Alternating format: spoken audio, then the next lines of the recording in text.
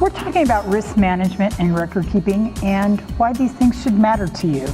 And why do they matter? Well, look, first let me ask, because this is a question that I've had being a part of this program, is what is risk management? That's a good question, Bob. Risk management is taking things that are undesirable actions and trying to take some sort of action ahead of time to help prevent undesirable outcomes. So you're trying to mitigate the negative. Yes, and reduce the chances that those will happen, and also making choices so that if it does happen, it won't have as much of an impact as it would otherwise. And probably the most common example of that is insurance. Everybody has car insurance because... Most of us have car insurance.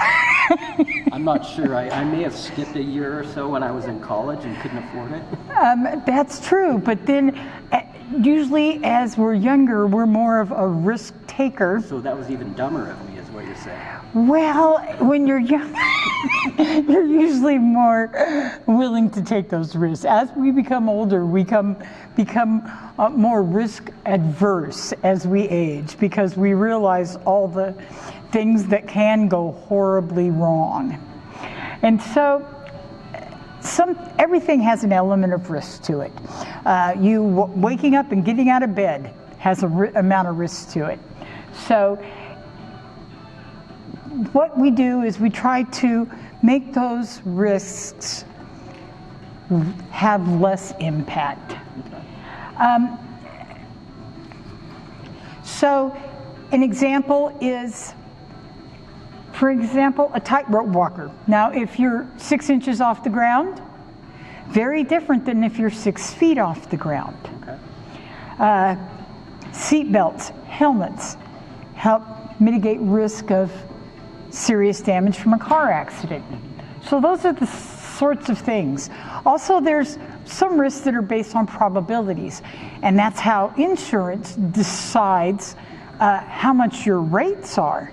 Because if you live in Beluga, where there's a population of 40, and that's where you drive, as opposed to Las Vegas, for example, with a huge population, there's a much higher incidence of, or a much higher risk of you getting into a car accident in Las Vegas than in a small town. Other risks you have no control over. So there's several types of risks. There's human risk, there's financial risk. Another good example of risk and how that is assessed is with credit. If you have a low credit rating, banks consider you a higher risk, and therefore you have a higher interest rate. So that's another example of risk that everybody commonly knows about. If you have an older car as opposed to a newer car, like when I got my insurance, they asked, does your car have built-in security system? And I got a little bit of a reduced rate for that. So with risk management, what you want to do is see what the risks are to your business. So you need to do an assessment to identify those risks and then prioritize them, because some risks, not a big deal. Other ones could lose your business and essentially everything that you own, depending on how you're set up. So what's at risk? Is it going to be a person that is at risk? Is it going to be your home at risk? Is it going to be your business? What's at risk with whatever you're looking at? So is this why in some locations, and I'm thinking of Reno here because we've been experiencing a lot of flooding over the last few years, some homes cannot get flood insurance? Is that really why that is? I believe so, because they're built-in floodplains. Because they're built-in floodplains. Down where I'm at, I'm in a floodplain, but they will allow you to build, but then you have to increase your elevation That was one of the things when I bought my home, is I had to prove that my home was built upon 6 or 7 feet of fill, so that I'm above the floodplain elevation, and therefore was able to get flood insurance. So you have to, when you're prioritizing these risks, you have to decide what's most important and allocate your resources to those most expensive or the riskiest things that will cost you the most. Something that's more likely to occur, or also something where it will be of the worst impact to you. So by minimizing risks, some things you can do is you can increase your credit rating. You can have savings accounts.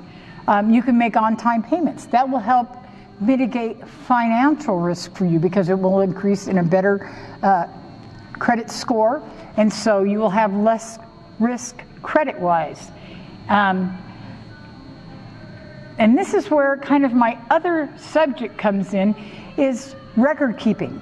Record keeping and risk management go hand in hand, because if you don't know what your costs are or what your costs could be, then you can't assess how much you could lose by certain actions, either under your control or not under your control. So that's an important reason, if nothing else, to keep records. Some of the records that you should have is you should have a budget, so that you know how much you're spending, both for your home and for your business.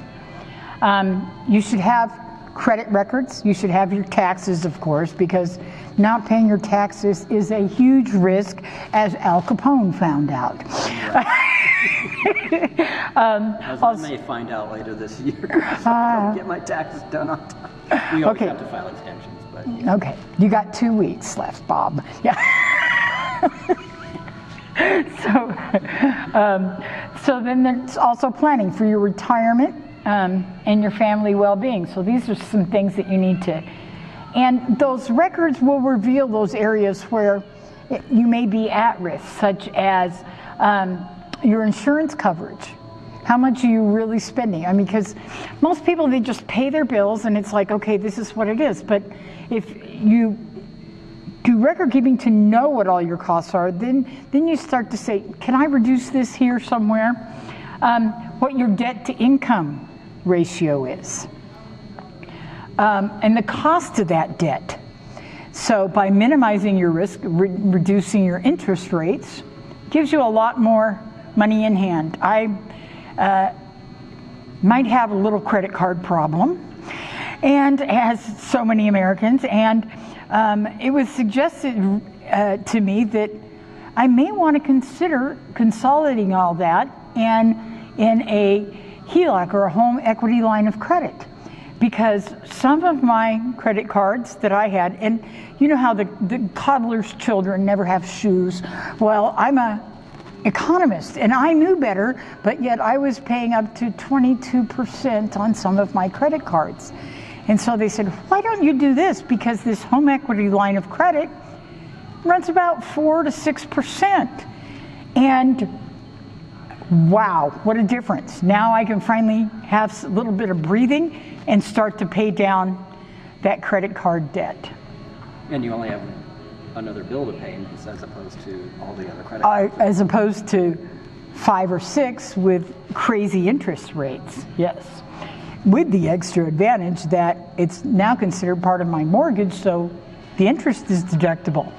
But you Bonus. get your flight miles on the credit cards. We live in an instant gratification society. That is true. That's why that happens a lot, I think. That is true. Yeah. So if you're going to keeping records, there's some things that they need to be accurate, because there's no reason to lie to yourself. And honest, consistently. You need to do it consistently so that you have something that goes throughout, so you can compare. Because if you do it 1 month and you don't do it again for 3 months, well, I know for myself that my spending in February is much different than my spending in May or June.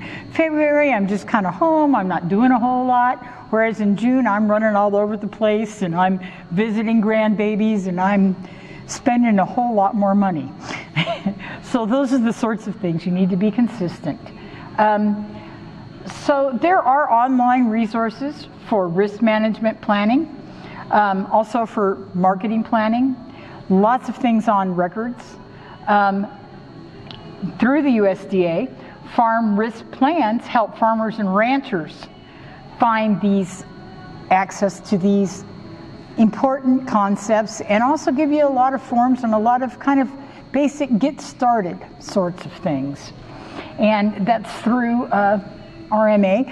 And so really what we're just trying to do is help you to get on track so that you know where you are. And I know this is a very touchy subject. And one of the things that, because people don't want to come to a group meeting and talk about their finances out in public with everybody, but there's a lot of online resources through the USDA and through RMA that will help you assess yourself so that you don't have to involve anybody else in knowing your financial records and where you're at. Nobody else needs to know where you're at unless you're wanting to borrow money from them, but you need to know where you're at, both where you stand for risk and where you're at as far as your financial future.